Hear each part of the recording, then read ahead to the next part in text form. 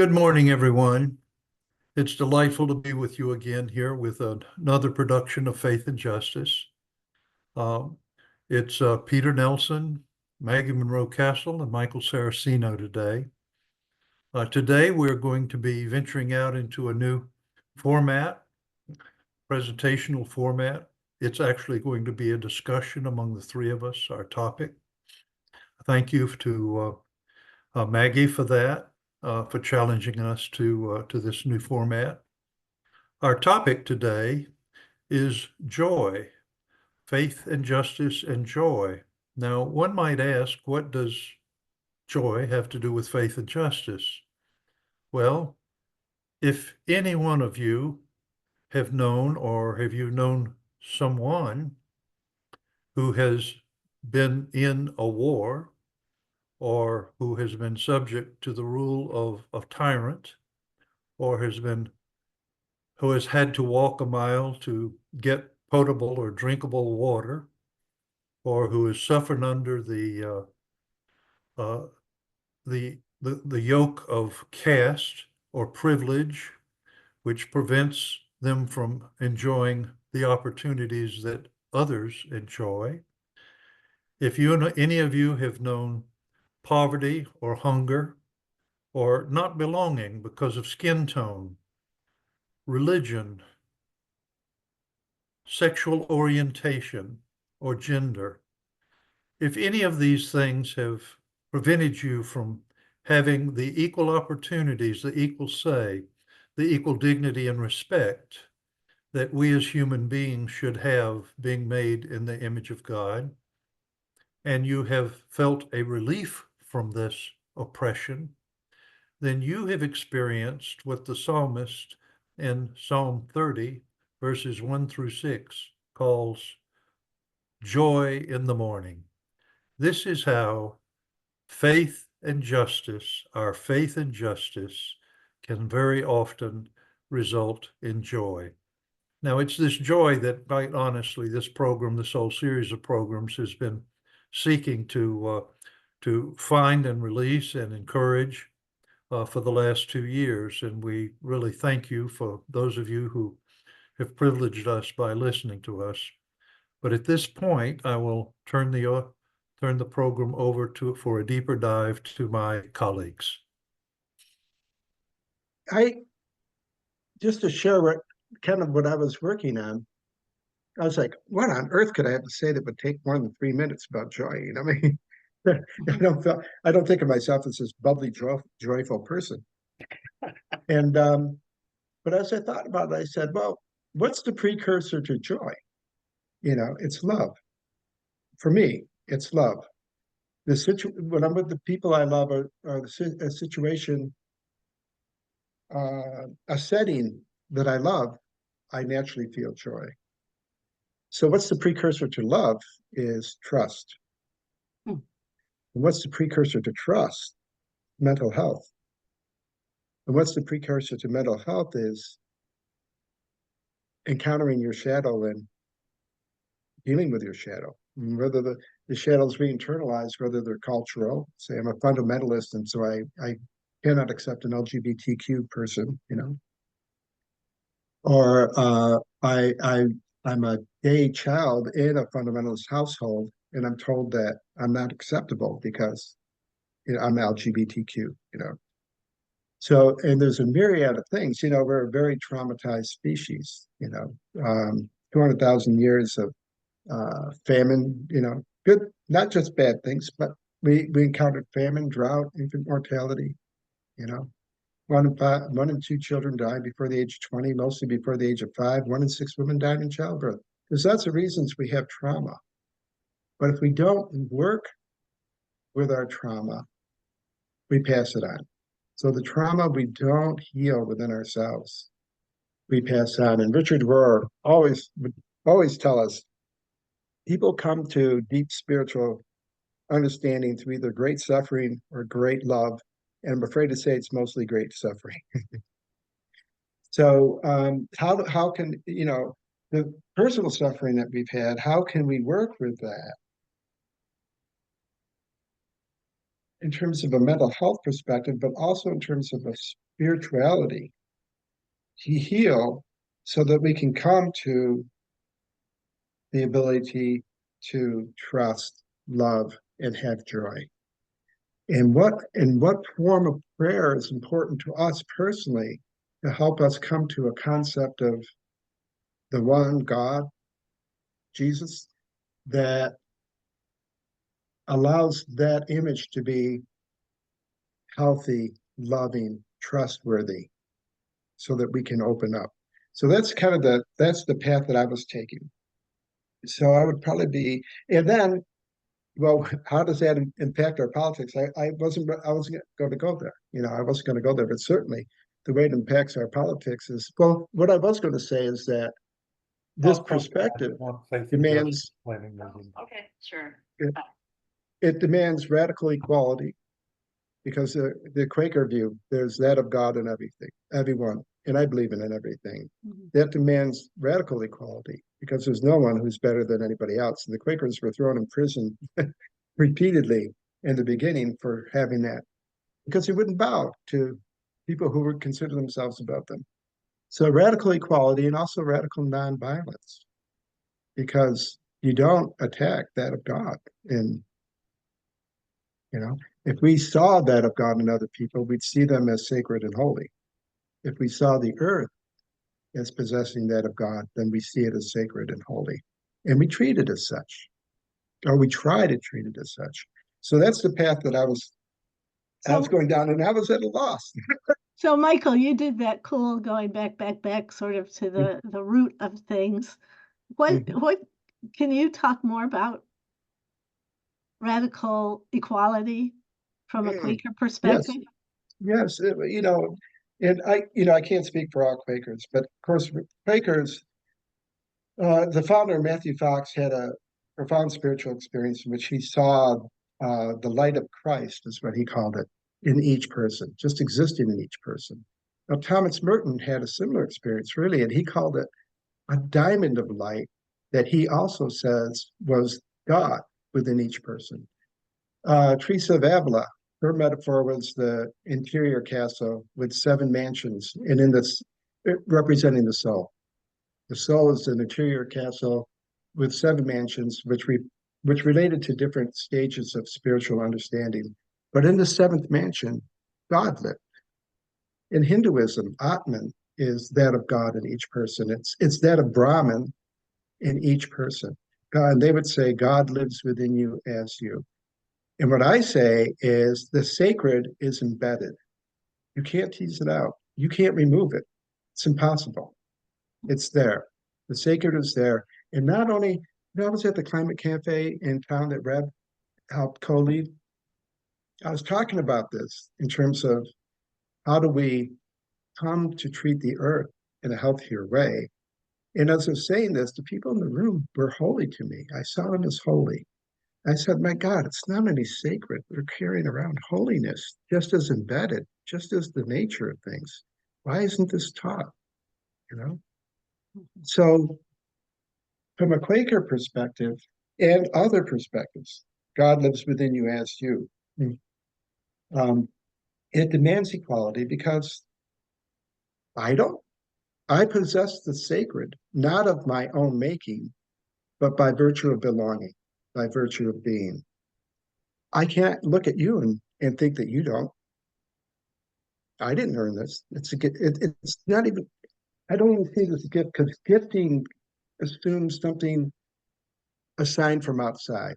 Someone gives the gift. This is more interior. This is more interior to that. It's embedded. Okay? I think one of the things Jesus came to teach was the incarnational nature of reality.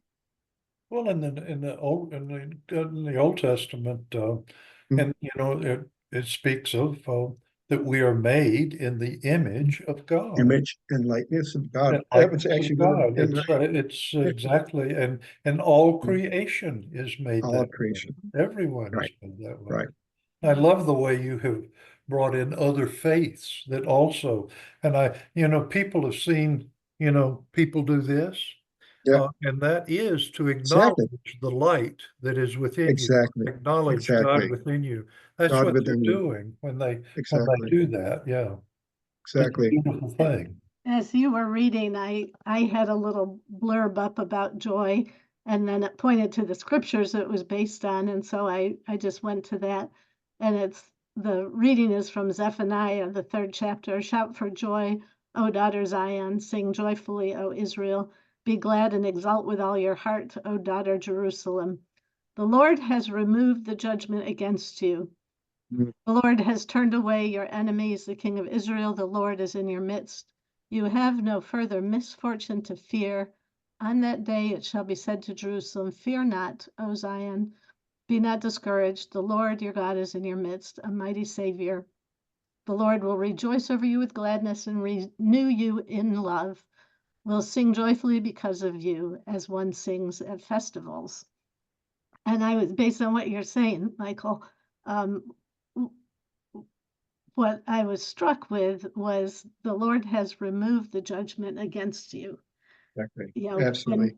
when we acknowledge that the judgment has been removed, we can acknowledge, we can take our judgment from other people away Mhm. and acknowledge that light, that diamond, um, that equality that is Exactly. within us all. And when I think of where I get joy in doing any sort of work in the world of faith and justice, it's when I see that other person light up and Mm, then I light up.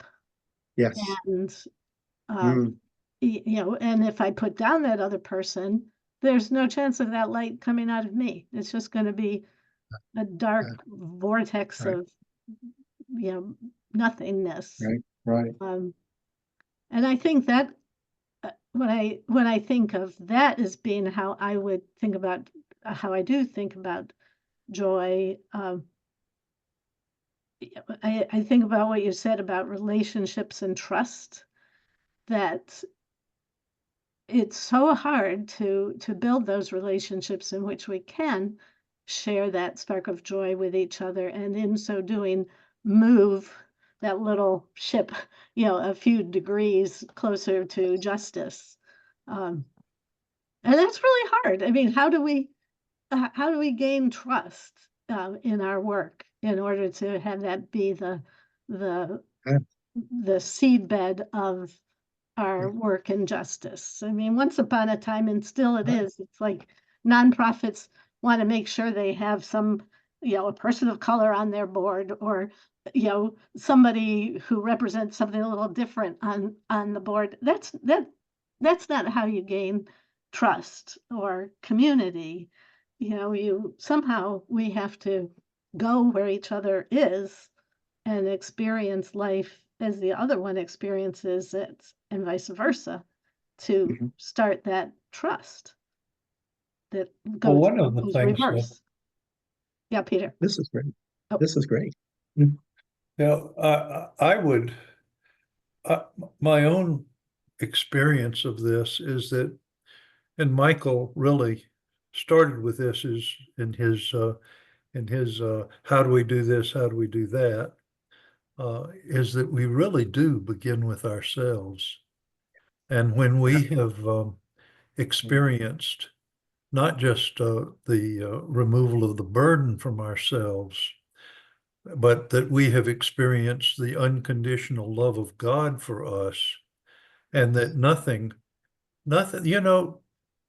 it took me a lifetime to experience mhm, this. And I was born in the mm, church, and I was reared in the church, and I became a priest in the church. But it took me a lifetime before this happened to me. And it came when I finally saw how it was not just the Son of God that came, but it was God Himself that came, that I saw it was the unity of God that came and gave Himself for me so that and what more can a person in this life give? once you have assumed the incarnational form that we have, there is no greater value or gift that you can give than your life for someone else. And when I saw that God gave his life for me and you and everyone else, it really transformed my view of uh, it became simultaneous with what you were saying. That I began to see that it was not just me as a human being, but it was the entire creation, and that God indwells the entire creation, and that all of life is holy. All of life has God within it. All of a blade of grass hums with the miracle of the life Yes, of God, and that yes, when we mistreat it, and then we are mistreating God, and it's a and that says a lot to me about how we approach one another in the current political times, in the current yes, political debate, and how but it enables me, honestly, to keep my cool when I'm talking to people that are not keeping their cool with me. It does, because yeah, it gives me a strength. It gives yeah, me a grounding that yeah. they don't obviously yet have, but that I want for them. For That's them. that would be Yeah. my answer. Can I say just one more thing? I have to say, until this week, thinking along these lines, I never understood the Eucharist. It was because raised as a Catholic, it was somehow it magically happened with a priest's blessing. And that's the way it was taught, that it took the priest. I think I think Jesus holding up that here's the, as you expressed, Peter, here's God in flesh, okay, who I really think came to teach us that that was true for everyone. The kingdom of heaven is at hand. The kingdom of heaven is within. He's holding up the bread and the wine, and he's saying, "This is my body." This is also incarnated. This is also incarnational. The world, creation is incarnational. It is sacred. It is divine. It is holy. Let us treat it as such. Yeah. Yeah, I would agree with you, and it came to me at about a year ago. And I guess as an Episcopalian, some people might think I'm heretical because we make such a deal about the Mass, Mhm. being the center of our worship. But it Mhm. came to me, Bless you. Mhm. really, Jesus creating the Mass was really just the introduction to what we're talking about, that Mhm. everything is the Mass. All of us, Everything. all of Yeah. us are the bread of life. All of us is his body and his Yeah. blood. Yeah. All of Yeah. us are made in his image. Yeah. And the only thing that can prevent us from walking into that and living into that is us. It's not God. It's us Right. that It's stops us. that. So it's Right. our choices. It's what if we can't trust, then we must make the choice of trusting. We must Yeah. give God a chance by trusting. And and But and so, yes. and I honestly don't think we can do any of this without God's help. We don't have it totally within Right. us to do these Right. things. So Right. I would agree with Saint Augustine, that you need the intervening power of the Holy Spirit to even be who you are, to be even who we Yeah. are. So, you know, Right. and all of this is related to then making and seeing and helping to create a just world. This is where faith and holiness Yes. and justice Yes. truly meet. Yes. And imagine the joy that would follow. Mhm. Merton had his profound spiritual experience on the streets of Louisville one day. He said, "I was everybody I was looking at, I was totally in love with them. I just loved them." And he saw the holy within them, and he said, if we really could see this way, if people could see this way, we would end wars. We would treat each other with great kindness. He said it would really be hard not to bow down before each other and worship one another. He came to that. He took it to that extreme. But that person I'm talking to who's they weren't taught that. And I'd be willing to bet their church didn't teach them that either. You know, mine didn't. They So your how, body's the temple of the Holy Spirit. They would say it, but nobody seemed to understand it to show it, to do it. You know what I mean?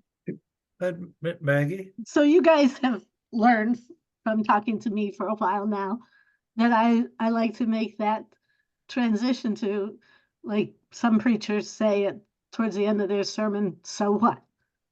So what? Like, well, You know, we three recognize what we've just said, that there's the joy is there. It's for us to perceive and to then embody. And if we metaphorically believe we're embodying that through the Eucharist or communion or other religious rituals, that's great, but we embody it.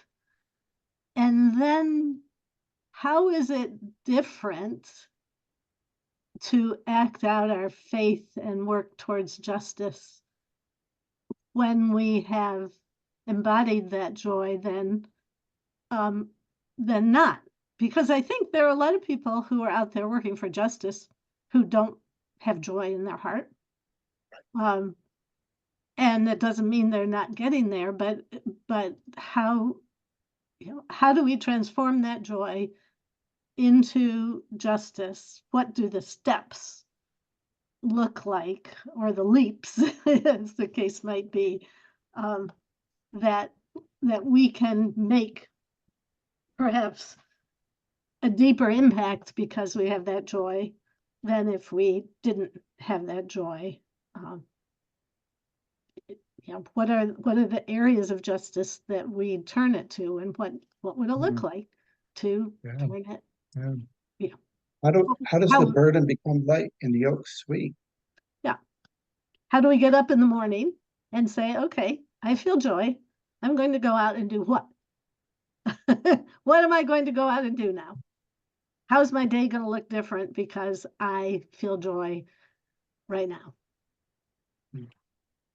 I want you to answer And that question for me. and for me, as I started, I said I don't feel joy so much as I feel love.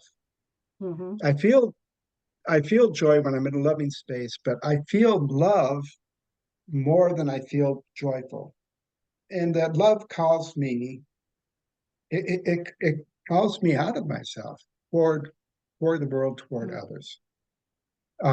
And sometimes that becomes a joyful act, you know, a joyful encounter, but always, or as much as possible, for it to be a loving encounter. Mhm. Can I interrupt right there Please, very quickly? please. It's I not think interruption, it's just part of the flow. Yeah, this is what we want to do. every act of kindness is an Yes, expression of love.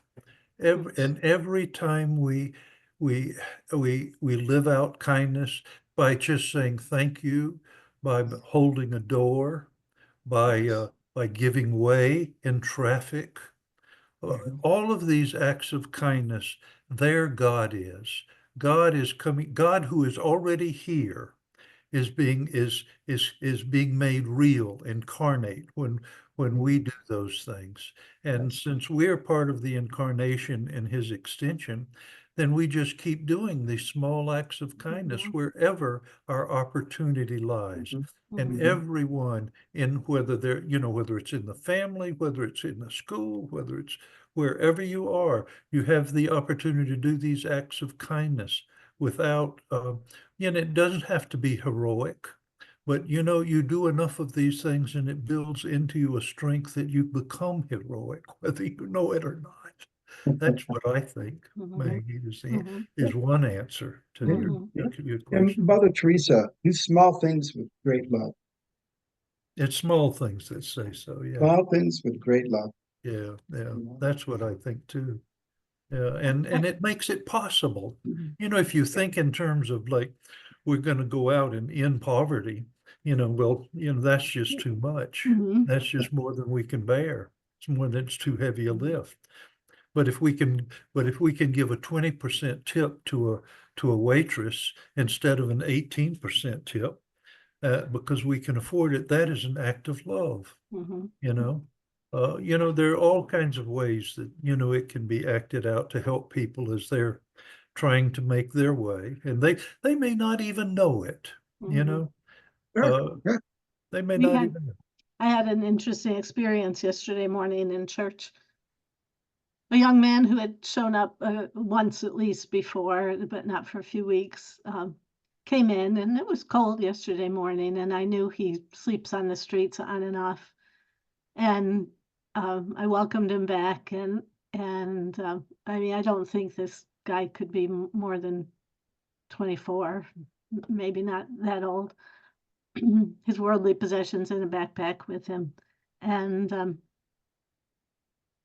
I welcomed him back, and he said he came in and looked over at the table where last time we had coffee, but we don't always have coffee set up.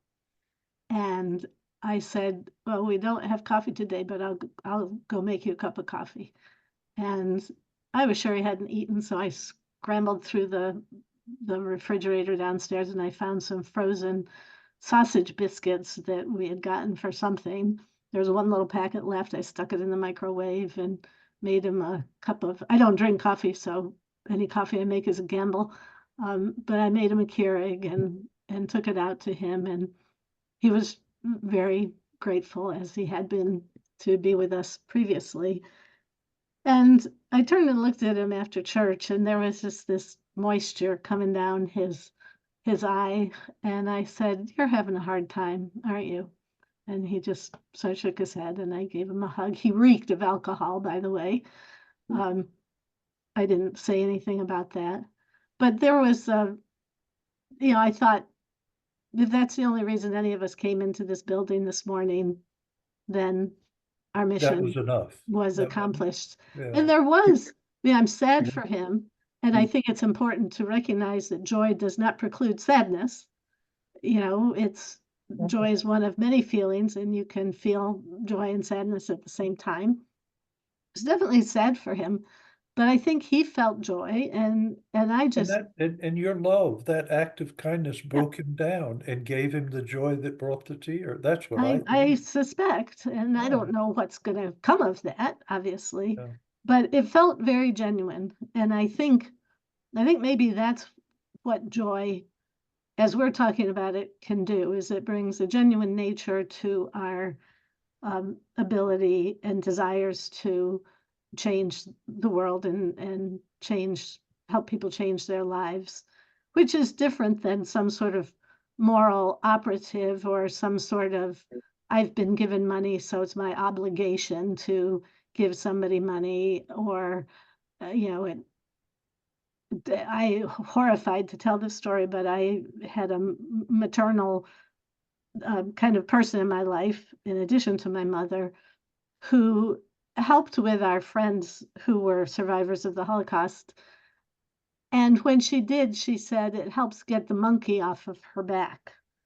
She didn't do it out of a deep sense of love or joy. She did it out of guilt that she and her husband survived World War II, and that Dina and Jake did not survive it so well. They survived, but not so well. And that always rubbed me funny. She was trying to do good, but it was to relieve herself of guilt as opposed to just being there for Dina and Jake and loving them. It's Well, Because you what have, I've also come to in my 83rd year is that we are all on different journeys towards God. And we're all on different journeys to know God, to love one another, to love ourselves. And that what she did was a good thing, regardless of Mhm, what the motivation was. Mhm. Mhm. And God was in that. And I don't know what came of her or where she came to in her life about that, but I hope she came to know that God loved her and that it wasn't about guilt. But when we put mhm, when the institutions, when our families put such guilt on us about things, such shame on us, that's often what imprints us. And Mhm. you know, we talk about Catholic guilt, Yes. we talk about Jewish Jewish guilt. guilt. Yeah. And Yeah. really, Baptists don't have guilt because we don't do anything wrong. I heard that. I heard a joke about that one time. Yeah. I love You know, that. My Yeah. God. you know, I, along those lines, that of God is so much deeper in us than our ego that there's no one way. If there are 8 billion people in the world, there are 8 billion ways. Okay. That is so intensely personal to that person because it's it's within them. It is just within them. So there will be some broad brushstrokes, some beautiful broad brushstrokes that apply. And some people will apply very negative brushstrokes like guilt and Mhm. shoulds and I can't accept this person because they're this. But in terms of God finding the individual, I think it's really a profoundly individual thing. And we began with the question of what does joy have to do with faith and justice? And I think that our our listeners have heard that. Mm. And I would just um, my we do this program in order to share these perspectives with you, and we hope that this will be helpful to you in your own walk in faith and justice. Mhm. And be at peace and be blessed in the name of He who is holy. Amen.